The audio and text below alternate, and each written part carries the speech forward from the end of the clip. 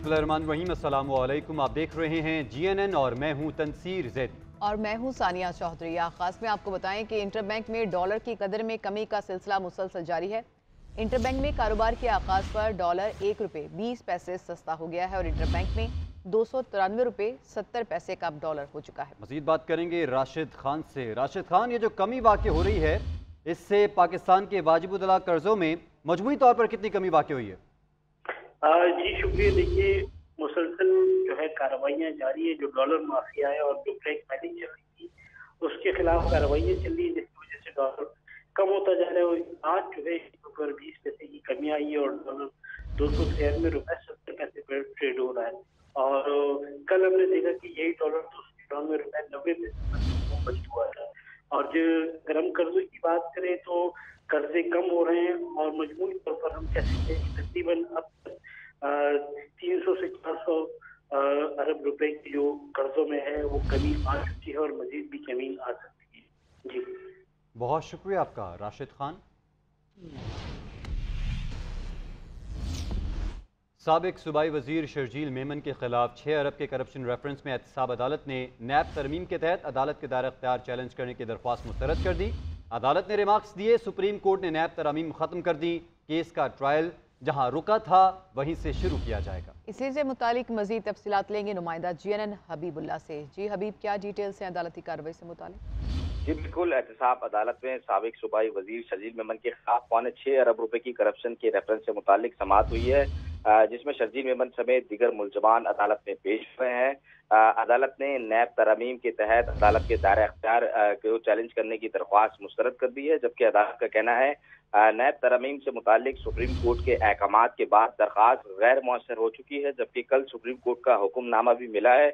अदालत का मजीद कहना है कि सुप्रीम कोर्ट के अहकामात पर अमल किया जाएगा, जबकि अब तो नैब तरमीम खत्म कर दी गई है। सुप्रीम कोर्ट का हुक्मनामा भी सामने है।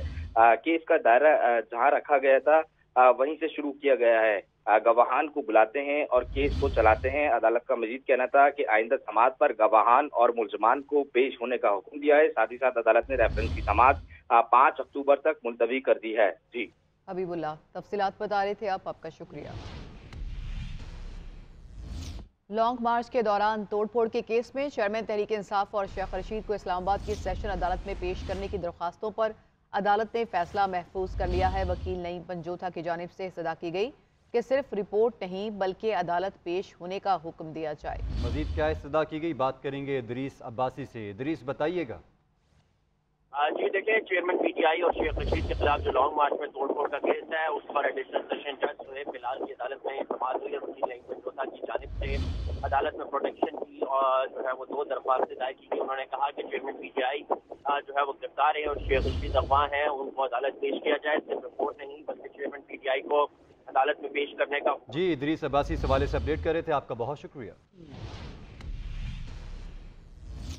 सुप्रीम कोर्ट में रवा हफ्ते सियासी केसेस के बजाय अवामी केसेस सुने जाएंगे। 3 रोज क्रिमिनल और सिविल मुकदमात की समाअत होगी। सुप्रीम कोर्ट बेंचेस की तश्कील और जेर इल्तवा मुकदमात चीफ जस्टिस काजी फायज ईसा ने अहम इजलास आज 3 बजे तलब कर लिया। पाकिस्तान बार काउंसिल और सुप्रीम कोर्ट बार को दावत। इंसाफ की फराहमी बेहतर बनाने के लिए वकला तंजीमों की तजावीज़ ली जाएंगी। वकला फौरी नौयत के मुकदमात की जल्द समाअत के लिए तजावीज़ देंगे। उधर चीफ जस्टिस के हुक्म पर सुप्रीम कोर्ट के इंतजामी मामला चलाने के लिए व्हाट्सएप ग्रुप भी तश्कील दे दिया गया है। तो चीफ जस्टिस पाकिस्तान जस्टिस काजी फायज़ मुतहरिक दिखाई दे रहे हैं। 3 रोज़ क्रिमिनल और सिविल मुकदमात की समाअत होगी। सुप्रीम कोर्ट बेंचेस की तश्कील और जेर इल्तवा मुकदमात चीफ जस्टिस काजी फायज़ ने अहम इजलास आज 3 बजे तलब कर लिया। कच्चे में डाकू और पक्के में उनके सहूलतकार मौजूद हैं जिन्हें किसी सूरत बर्दाश्त नहीं करेंगे। निगरान वज़ीर दाखिला सिंध हारिस नवाज की लाड़काना में प्रेस कॉन्फ्रेंस, कहा कि जिस सरदार के इलाके से कोई अगवा होगा जिम्मेदार भी वही सरदार होगा। सरदार की जिम्मेदारी होगी कि वो मुखवी को बादशाब कराए। मुखवी की बादशाबी के लिए अगर तावान अदा करना होगा तो वो भी सरदार ही अदा करेगा। ये कि हम सिंध में हमें अमन अमान के लिए काफ़ी हद तक काम करें। इसके बाद हम कल इंशाल्लाह यहाँ से कश्मीर से होते हुए हम जाएंगे, फिर घोटकी के एरिया में, घोटकी से होकर फिर वापस आएंगे रात को सक्कर में। प्रेस क्लब में भी हम जाएंगे, वहाँ भी बात करेंगे।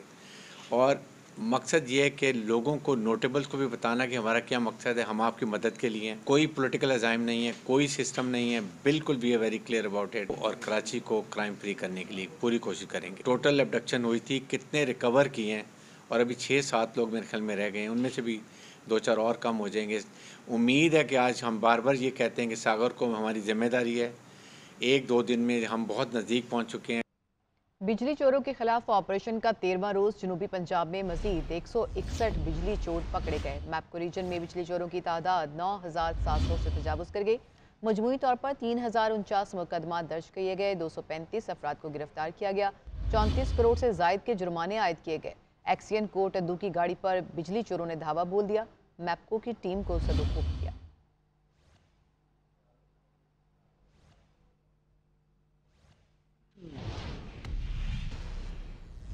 बादलों ने सिंध का रुख कर लिया। कराची समेत ज़ेरी सिंध हवा के कम दबाव की लपेट में। मिट्टी, थरपारकर, सखर और गिरदनवा में बादल रंग जमाने को तैयार हैं। शहर कायद में दोपहर के बाद बारिश का इम्कान है। मुख्तलिफ इलाकों में तेज़ बारिश से खबरदार कर दिया गया। बलूचिस्तान का मौसम मरतूब। सिब्बी, कोलूल और अलाई, बारखान, लसपेला और खुजदार में आज बारान रहमत की पेशगोई है। अंदरून सिंध में मीरपुर खास, हैदराबाद डिवीज़न, टंडू आदम, टंडू मोहम्मद खान और मुल्हिका इलाकों में बारिशों का सिलसिला जारी है। तफसीलात जानेंगे सोनिया खानजादा से। जी सोनिया। जी शुक्रिया। इस वक्त आपको बताएं कि कराची में आसमान पर बादलों के डेरे हैं, हवा मुकम्मल तौर पर बंद है, हब्स की कैफियत है, जबकि महकमे मौसमियात ने शहर में आज दरमियाने दर्जे की बारिश का इम्कान जाहिर किया है।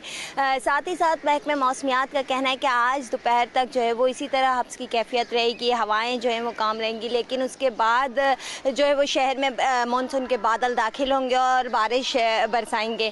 शहर के कुछ इलाकों में जो है वो दरमियाने दर्जे की बारिश होगी, लेकिन जो मज़ाफ़ाती इलाके हैं वहाँ पर अच्छी बारिश का इम्कान जाहिर किया जा रहा है। साथ ही साथ बताया जा रहा है कि सिंध में ये सिलसिला दाखिल होते ही जो है वो अपर सिंध में जो है वो पहले बारिशों का बाइस बना, और उसके बाद अब जो है वो हम देख रहे हैं कि मीरपुर खास, टंडो मोहम्मद खान, टंडो अलायार में भी जो है वो बारिश जो है वो बरसा रहा है। इसी के साथ साथ थट्टा में भी जो है वो बारिश का सिलसिला शुरू हो चुका है। केटी बंदर पे भी बारिश का सिलसिला जो है वो शुरू हो चुका है, और ये बादल जो है वो कराची की तरफ मूव कर रहे हैं। आज जो है वो कराची वालों को इस हब्स का सामना करना पड़ेगा, लेकिन कल से जो है वो दर्जा हरारत भी बेहतर हो जाएंगे और मौसम भी जो है वो कदरे बेहतर हो जाएगा। जी वेलकम बैक। आपको बताएं कि समर हारून बिलोर की 1 करोड़ मालियत की अंगूठी चोरी का मुकदमा दर्ज कर लिया गया है।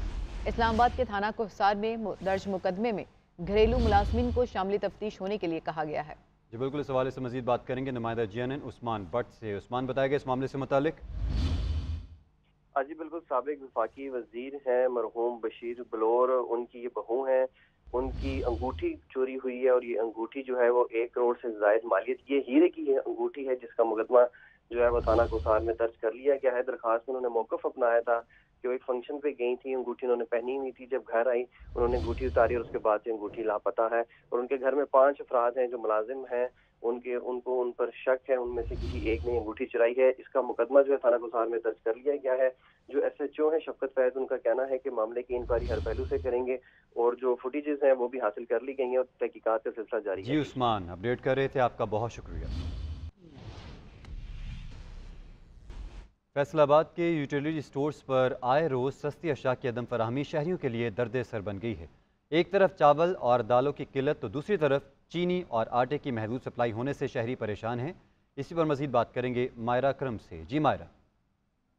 जी बिल्कुल, यूटिलिटी स्टोर पर सस्ती अशिया खरोनोश का हसूल शहरियों के लिए अब महज एक ख्वाब बनकर रह गया है, क्योंकि 6 माह गुजर गए हैं। 6 माह गुजरने के बावजूद जो है यूटिलिटी स्टोर पर सस्ती अशिया खरोनोश का हसूल जो है उसको यकीनी नहीं बनाया गया, जिसकी वजह से शहरी काफ़ी ज़्यादा परेशान है। यूटिलिटी स्टोर पर जो है वो हर किस्म के चावल और दालें जो हैं वो नायाब हो चुकी हैं। सिर्फ़ और सिर्फ दाल मसूर जो है यहाँ पर पड़ी हुई है। इसके अलावा हर किस्म के चने और दालें जो है वो नायाब हो चुकी हैं, जबकि सब्सिडाइज घी की जो है वो उसकी भी फ्राहमी जो है वो महदूद मिकदार में की जा रही है। जो आम सार्फिन है वो काफ़ी ज़्यादा परेशान है, क्योंकि आटे का रेट जो है वो ओपन मार्केट की निस्बत बहुत कम फ़र्क के साथ यहाँ पर जो है वो दस्तयाब है, जिसकी वजह से शहरी जो है वो शिकवा भी करें और हुकूमत से मुतालबा भी करें कि हुकूमत इस बात का नोटिस ले और यूटिलिटी स्टोर पर जल्द अज जल्द सस्ती अशिया खरोनोश के हसूल को यकीनी बनाया जाए, ताकि वो भी यूटिलिटी स्टोर से सस्ती अशिया खरोनोश खरीद कर इससे मुस्तफ़ीद हो सकें। जी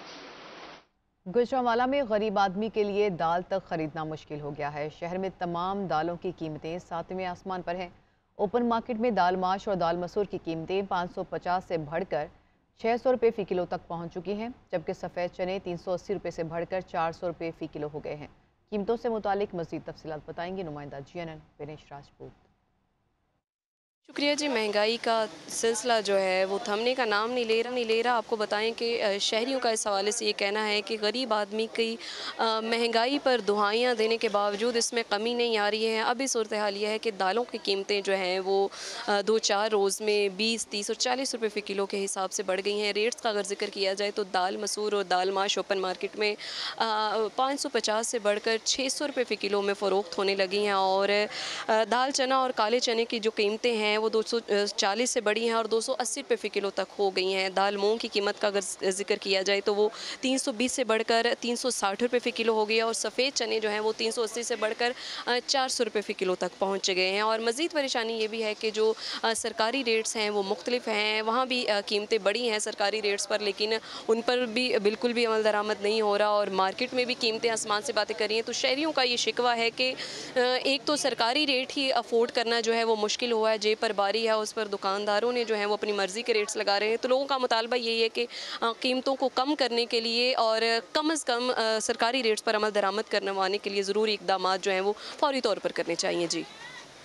बढ़ती हुई महंगाई के तूफान ने शहरियों का जीना महाल कर दिया। कोयटा शहर में मुर्गी के गोश्त की कीमत में 50 रुपये फ़ी किलो का इजाफा कर दिया गया। मुर्गी का गोश्त 530 रुपये से बढ़कर 580 रुपये फ़ी किलो में फ़रोख्त किया जा रहा है। इस वक्त कोयटा से हमारे नुमाइंदे अब्दुल जब्बार हमारे साथ मौजूद है। अब्दुल जब्बार, बताएगा क्या सूरत हाल है मार्केट की? जी शुक्रिया। बिल्कुल, आए रोज़ बढ़ती हुई महंगाई ने शहरियों की जो है चीखें निकाल दी है। इस वक्त कोयटा शहर में जो क़ुव्वत ख़रीद है वो शहरियों की मुकम्मल तौर पर जवाब दे चुकी है। जहाँ पर दीगर अशिया की कीमतों में इजाफा देखने में आ रहा है, वहीं पर जो है मुर्गी की गोश्त की कीमत में भी जो है इस वक्त 2 रोज़ के दौरान जो है 50 से 60 रुपये फ़ी किलो इजाफा कर दिया गया है। 2 रोज़ कबल यहाँ पर जो है मुर्गी का गोश्त जो है 530 रुपये फ़ी किलो फ़रोख्त किया जा रहा था, मगर 50 रुपये इजाफे के बाद इस वक्त जो है 580 रुपये तक जो है फ़ी किलो फ़रोख्त किया जा रहा है। जबकि शहरियों का ये कहना है कि आए रोज़ बढ़ती हुई महंगाई के बायस उनकी क़ुव्वत ख़रीद मुकम्मल तौर पर जवाब दे चुकी है, जिसके बायस उनके लिए 2 वक्त की रोटी कमाना इंतहाई मुश्किल हो चुका है। ताम हुकूमत की जानिब से महंगाई पर कंट्रोल करने के लिए सिर्फ ज़बानी जमा खर्च की जाती है, किसी किस्म का जो है अमली इक़दाम नहीं किए जा रहे, जिससे जो है इंसान जो शहरी है वो आनदिन महंगाई के चक्के में पिसते चले जा रहे हैं। जी। नौजवान पाकिस्तानी को पहमा शहरोज़ काशिफ का एक और एजाज़, दूसरी मरतबा दुनिया की 8वीं बुलंद तरीन चोटी माउंट मानसलो को सर कर लिया। शहरोज़ काशिफ 8163 मीटर बुलंद चोटी के रियल समिट पॉइंट तक पहुँचने में कामयाब रहे। शहरोज़ काशिफ ने 2021 में पहली मरतबा माउंट मानसलो की थी और उसके बाद इंकशाफ हुआ कि मानसलो का रियल समिट चंद मीटर आगे है। शहरोज़ काशिफ 8000 मीटर से बुलंद 12 चोटियाँ सर करने वाले कम उम्र तरीन को पहमा बन चुके हैं। पाकिस्तान थिएटर फेस्टिवल में अदालत का स्टेज लगा और सादत हसन मंटो को कटहरे में पेश किया गया। माली, कानूनी और घरेलू मुश्किलात से मुकाबला करते मंटो के इस स्टेज प्ले की तफसीलात जानिए इस रिपोर्ट में। अल्फाज में रूह फूंक कर उन्हें जिंदा करता मंटो, लाइसेंस, 2 कौमी नजरिया, नया कानून जैसे अजीम अफसानों का खालिक। आर्ट्स काउंसिल कराची के 12वें रोज पाकिस्तान थिएटर फेस्टिवल में सादत हुसैन मंटो के शब और रोज की मंजर कशी की गई। माशरे को आईना दिखाने पर जब मंटो को अदालत ने 6 माह की सजा सुनाई तो उस वक्त अजीम अफसाना निगार के दिमाग में कैसे ख्यालात का तसादम हुआ। खेल देखते हुए हाजरीन की आंखें नम हुई तो कभी दोनों हाथों से तालियां बजाने पर मजबूर हो गए। और इस प्ले को बैठ के देखना और इसको महसूस करना, इसके जज्बात को मेरे ख्याल से अच्छा एक रिस्पॉन्स है, ऑडियंस ने काफ़ी सराहा। ये मंटो के पर था, सादत हसन मंटो पे, तो जाहिर है हर चीज़ सादत हसन मंटो की इतनी गजब की है। थिएटर अदाकार उस्मान राज ने बताया कि मंटो की शख्सियत में डूबकर उसका फन दिखाया गया है, जिसमें मंटो साहब की ज़िंदगी की कहानी थी और बेंग मंटो मुझे तो बहुत अच्छा लगा और एक एक लाइन जिस तरह से उन्होंने लिखी थी हमने कोशिश की कि पूरी ईमानदारी से उसी तरह उसे डिलीवर कर सके। सादत हुसैन मंटो ने थिएटर प्ले में इस राज से पर्दा उठाया कि वो लौट कर हिंदुस्तान क्यों न गए। Arts council of Pakistan Karachi में जारी पाकिस्तान का सबसे बड़ा थिएटर फेस्टिवल 8 अक्टूबर तक जारी रहेगा।